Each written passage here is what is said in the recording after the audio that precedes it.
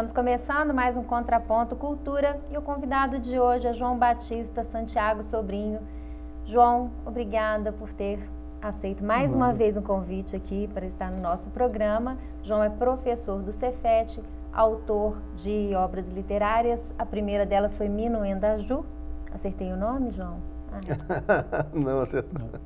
Nimoendaju, ela é meio difícil de falar mesmo, tranquilo. Nimoendaju. Nimoendaju. E agora, Mundanos Fabulistas, fala sobre Guimarães Rosa e sobre Nietzsche. E é apresentado aqui não o filósofo Nietzsche, mas o poeta-filósofo Nietzsche.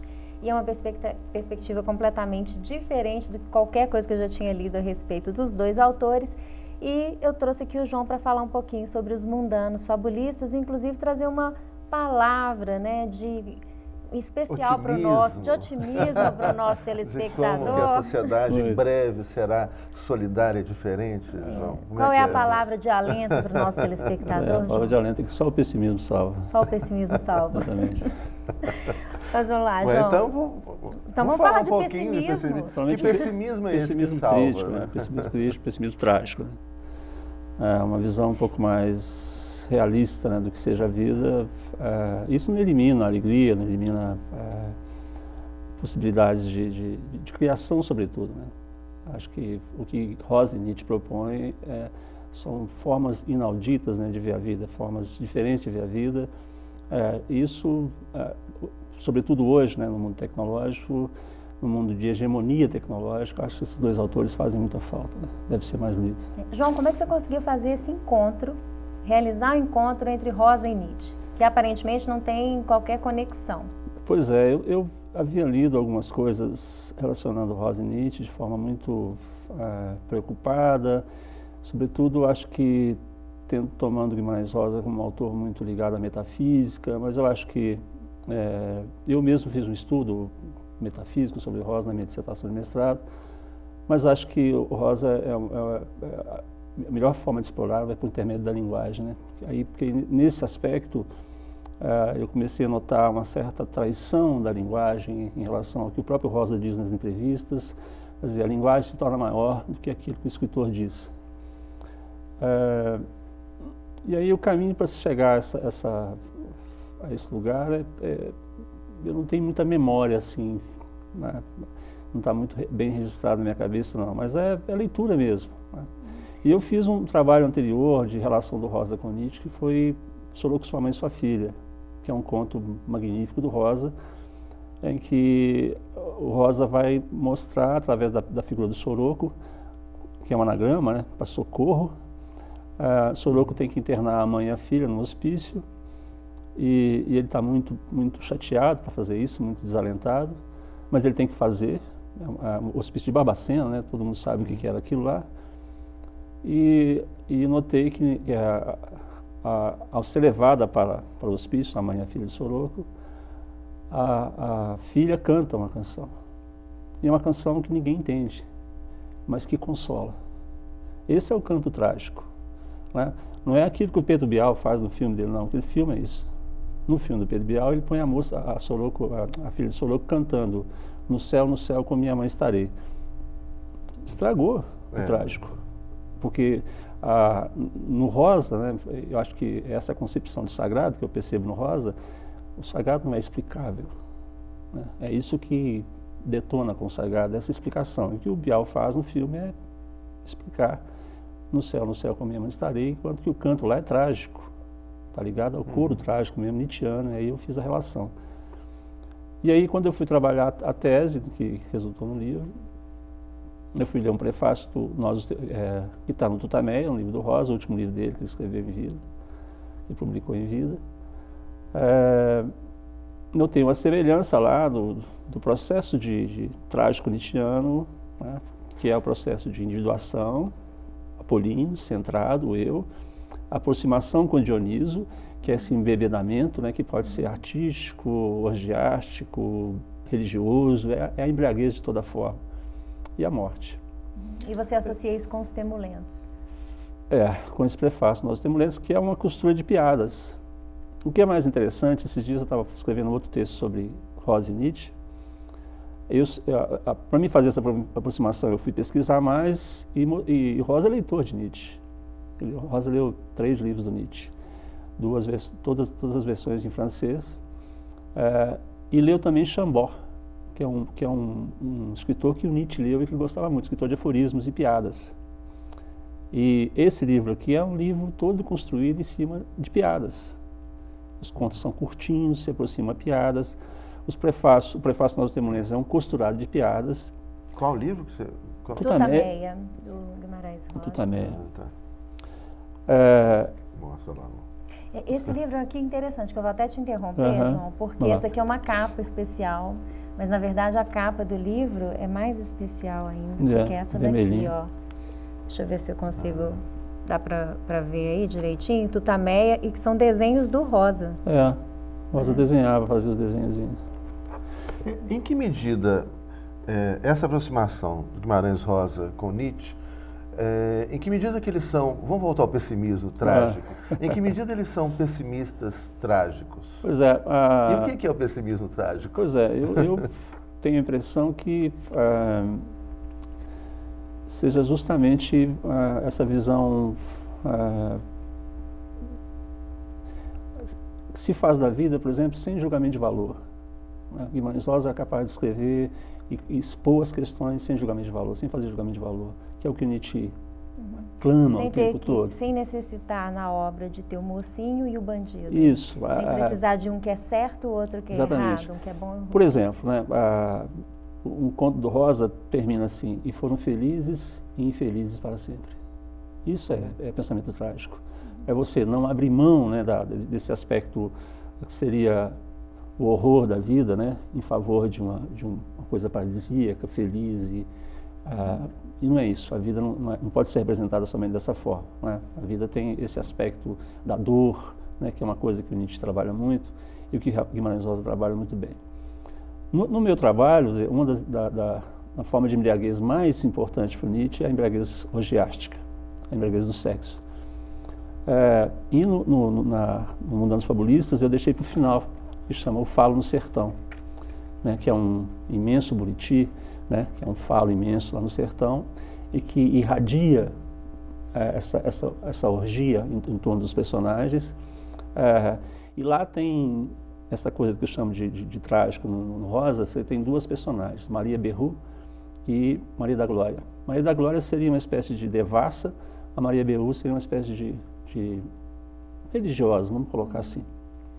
Mas essa mulher religiosa, ela olha para o Buriti e fala assim: o Buriti parece uma igreja. Ela não tem nenhum problema, né? Enquanto a Maria da Glória vê realmente um falo. Ela vê algo ali, né?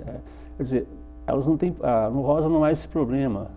Se tem ali um pensamento, e aí eu escrevi um texto sobre isso também, sobre o sagrado no Rosa. O sagrado está onde não se vê. É lá que está o sagrado. Onde você não consegue ver e racionalizar e resolver. E a gente vive uma sociedade que tenta simplificar tudo, explicar tudo, né, e tornar todo mundo muito feliz. Exato. Que é um problema. E é tudo certinho, né? O bem e o mal, cada um no seu lugarzinho. Esse aqui é o do mal, tem que acabar, o bonzinho, tudo. Por que eu estou falando dessa dimensão do sagrado? Porque o Nietzsche, ele escreveu um livro chamado Anticristo. Ou Nietzsche decreta a morte de Deus. O que morre para Nietzsche é a ideia de causa inicial, a ideia de verdade que esse Deus monolítico cristão, judaico-cristão, coloca. Isso é que morre, isso acaba. E aí, lendo Heidegger, o Nietzsche do Heidegger, Heidegger fala de uma espécie de sagrado contendo na relação do Nietzsche com o mundo. Isso não está eliminado, né? Então, Nietzsche é extremamente complexo de você ser apreendido. O que eu tenho feito em relação a ele é lido e relido bastante a obra para poder incorporar isso de alguma forma. Mas, claro que o meu trabalho Mundanos Fabulistas, eu fiz tudo e tentei manter no livro as citações do Nietzsche, sobretudo, não eliminar essas citações, porque para mostrar que o Rosa, como leitor de Nietzsche, incorporou bastante das propostas nietzschianas, sobretudo em relação à verdade, por exemplo. O Rosa cria coisas tipo assim: faz de conta. Faz de conta é o mundo da aparência que o Nietzsche propõe, a aparência como sendo real. O Rosa propõe o faz de conta para ler o mundo, Por exemplo, para dar conta do mundo, seria uma espécie de consolo metafísico. A fantasia para se aproximar do real. Isso. Por exemplo, no conto Nada em Nossa Condição, a filha chega perto do pai, as duas filhas, fala: e aí, pai, a mãe morreu, e agora? O que vamos fazer? O Mano Antônio fala assim: faz de conta, minha filha, faz de conta. Quer dizer, para dar conta da morte, do horror, crie, né? Vá para a ilusão, que seria uma espécie de ilusão apolínea, o Apolo ligado ao sonho, né? Que também está ligado à mensuração. Se você sai dessa mensuração, dessa medida, você cai em Dionísio. Viver dionisiacamente é insuportável, ninguém aguenta, né? A gente está sempre fazendo esse jogo de individuação. O que é viver dionisicamente? E Apolíneo. É você misturar, né? Você ir para o mundo da mistura, que é um mundo de uma certa confusão, que nós precisamos... A confusão da fantasia com a realidade. Você não dá conta. Mas ao mesmo tempo você precisa da fantasia. Precisa da fantasia fantasia. Dar conta da realidade. Pois é, mas essa fantasia Você tem... não pode misturar uma coisa com a outra, né? Tem essa mensuração apolínea que te ajuda, né? Porque chegar até Dioniso, a impressão que eu tenho em Nietzsche é chegar à morte. Uma espécie de morte. E qual que é o papel da arte nisso tudo? O papel da arte, aí eu utilizei bem o Nietzsche do nascimento da tragédia, como consolo mesmo, né? Como diante do horror, a gente tem que estar o tempo todo inventando. Mas também utilizei a ideia de interpretação, o mundo como interpretação, que é como o Rosa utiliza, né? E o Rosa coloca perspectiva, o mundo é perspectiva. A verdade é aquilo que o sujeito, é a perspectiva do sujeito. Não existe uma verdade única. Por isso que me foi praticamente impossível ficar lendo o Rosa a partir de um lugar, né? Então eu procurei as várias vozes que o Rosa procura representar. O Rosa tem Platão, tem Sócrates, tem Aristóteles, tem o Diabo a quatro, inclusive o Diabo. Mas eu procurei respeitar essa coisa e respeitar uma outra coisa no texto dele, que eu acho que é fundamental, que o Bial não fez. Estou tomando ele como exemplo aqui, mas tem outros exemplos. É essa indecidibilidade que o texto dele apresenta. Rosa, o final é indecidível. O que foi e o que não foi. A gente põe cabimento na história do Rosa. Claro que... Nossa, mata a criação, né? Mata... Claro que por cabimento a partir do que está escrito lá. Não é qualquer cabimento. Senão vira... Aí é a confusão. Vira confusão. Tudo, né? Não é isso. E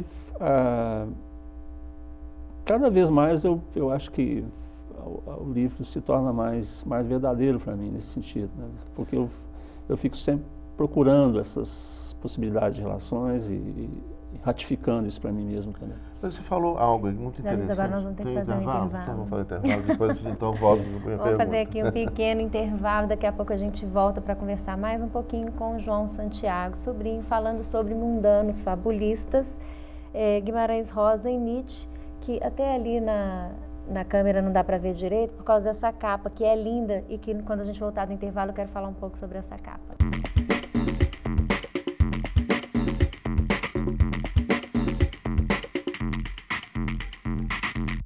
Socorro, não estou sentindo nada. Não vai dar mais pra chorar, nem pra rir. Socorro, alguém me dê um coração, que esse já não bate, nem apanha. Por favor, uma ajuda pequena, qualquer coisa que se faça, um aviso, um telefonema.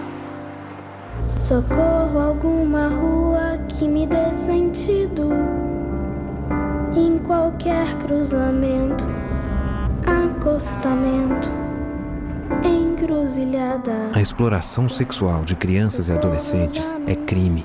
Se você presenciar qualquer ato desse tipo, denuncie. A ligação é sigilosa e gratuita. Com a sua ajuda, podemos mudar o destino de muitas crianças.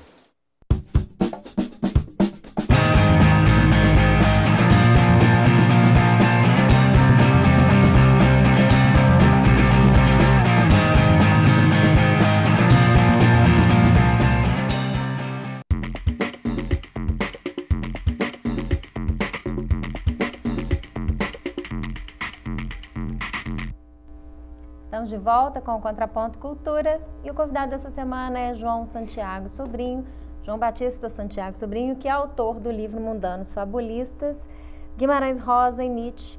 E convidar o João aqui para o programa hoje é quase dar uma satisfação para os meus amigos, porque desde quando eu li o Mundanos Fabulistas, eu tenho falado tanto sobre esse livro, que está aqui o João para falar ele mesmo sobre essa obra.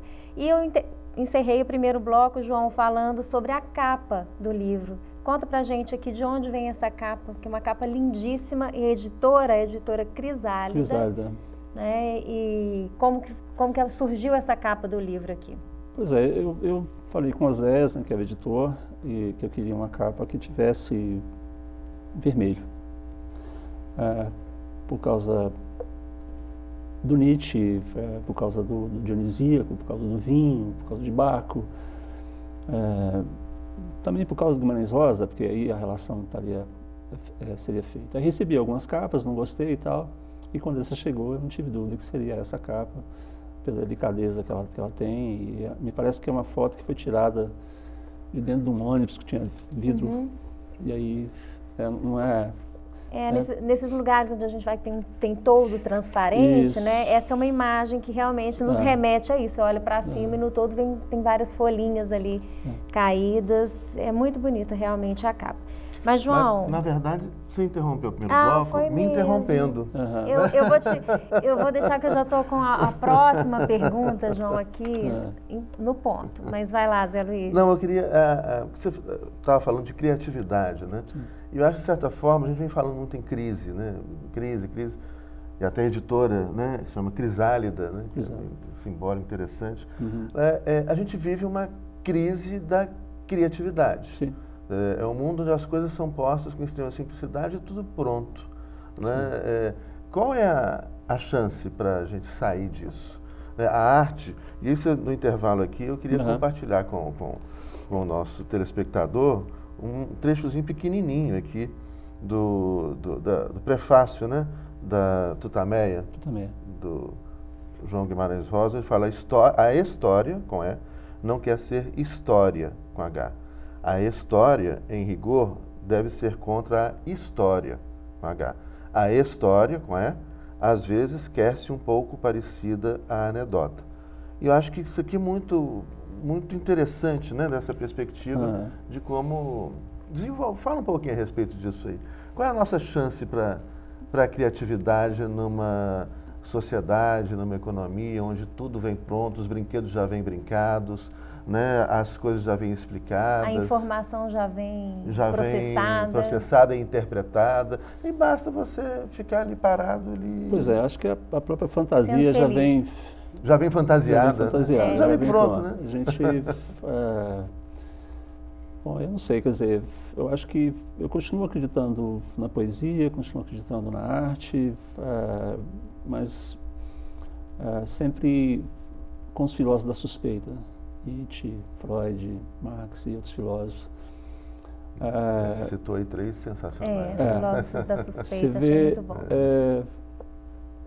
Uma propriedade, uma dificuldade mesmo na própria educação, em sair de um modelo tecnicista, tecnológico, que eu, sobretudo, trabalho na escola, né, como o Cefet, que é voltado para técnico, estudo da técnica. A tecnologia está no nome, né, da escola. E eu, ao chegar a essa escola, eu resolvi estudar realmente isso, né, o que é isso, técnica, tecnologia, né, até onde estamos levando. E escolhi alguns filósofos que marcados por uma certa radicalidade. Né, eu acho que o mundo necessita, no meu ponto de vista, de uma certa radicalidade. Né, há toda uma espécie de consenso, e esse consenso ele é sempre remetido para a tecnologia. Sempre sendo esse consenso, precisa radicalizar em relação a isso. O problema que eu vejo que o processo civilizatório ele vai uma espécie de desmanchamento da diferença muito radicalizar violento. É bom, João? Eu acho que é bom radicalizar. É necessário. Eu acho que é necessário radicalizar. Eu acho que o Rosa e o Nietzsche são exemplos de radicalidade. Né? O Rosa na linguagem, ele sofreu muito com essa linguagem que ele utilizou. Até há pouco tempo estava escrevendo um texto aproximando um outro autor, que é Nelson Rodrigues, de Nietzsche.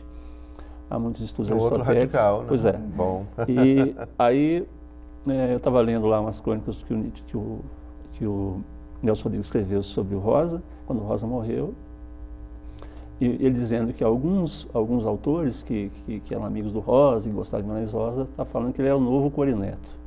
O novo Coelho Neto quer dizer, vai ser esquecido, porque o Coelho Neto ninguém lembra mais. Foi um grande autor, escreveu muito. Por que o Rosa seria esquecido? Por causa da linguagem dele que ninguém entendia. Só que o Rosa foi um autor que precisou, vou usar uma expressão aqui do Benjamin, que é uma agora da cognoscibilidade, uma agora da conhecibilidade. Precisava de mais 50 anos para as pessoas poderem entender o que esse cara estava dizendo. Né? Então, por isso que a escrita dele, ela se atualiza o tempo todo. Eu acho que isso é a obra de arte, né? A gente falava hoje no almoço, né? É como que a obra de arte, né? A arte, ela vai muito além daquele que produz a arte. Sim. Né? O que Guimarães Rosa escreveu, né? O que ele gerou de interpretação, de reflexão, de pensamento, de experiência, foi muito além, né, do que ele originariamente pretendeu, né, nos seus escritos. Eu acho que essa é a obra de arte. Ao contrário de um mundo, nesse mundo explicadinho, simplificado, onde tudo é aquém, né, tudo pobre, né, de uma simplicidade pobre, onde você não tem nada além do que aquilo, é aquilo ali mesmo, né, pobre, explicadinho, simplificado. Né? Essa é a obra de arte. Né? Professor, eu tenho uma pergunta. Estamos aqui entre 3 professores, né? Mas olha só. João, eu queria saber como é que você encontrou um poeta em Nietzsche. Assim, qual é essa vertente? Bom, Nietzsche é poeta, né? Ele escreveu escreveu um livro, né, de poesias, e eu acho que a abordagem dele ela necessita de um olhar poético, que é o olhar que desconcerta, né? Tira você desse lugar da lógica. O Rosa é um escritor que vai criticar muito esse mundo lógico, e a gente não consegue sair dele, né? Nós temos necessidade o tempo todo de entender aquilo a partir de um parâmetro X, e o Nietzsche pede a gente o tempo todo que ele nos desconcerta. Né? Eles militam contra o pragmatismo. Contra esse mundo logicizado, assim, esse mundo tecnológico, técnico, explicável. Né? Dos manuais. O Rosa pede para o tradutor alemão, né, que algumas passagens o cara queria explicar, falou, não, deixa escuro mesmo. Quer dizer, faz parte do olhar nessa zona de sombreamento. Já pensou que perigo? Esse mundo atual, ele corre o risco de transformar tudo em uma comédia romântica americana. Sim. Olha que pobreza, é tudo explicado. O mundo virou uma comédia romântica. Sim. O cinema americano é um cinema todo explicadinho, todo cheio de fórmulas. É porque essa é a ideia, esse mundo hedonista, né? Onde as pessoas têm que ser felizes, onde as pessoas procuram um caminho do meio, mas o equilíbrio. Mediamente felizes, né? Tudo assim, tem que ser feliz, mediamente feliz. Você tem que ser aquela coisa a radicalidade é proibida. Sim. É o moderado. Não, é tudo assim, é tudo aquela coisa assim, sem graça, né? Sim. Explicadinho, os manuais de explicação das coisas, bulas de remédio, né? Eles ficam... É o mundo bula.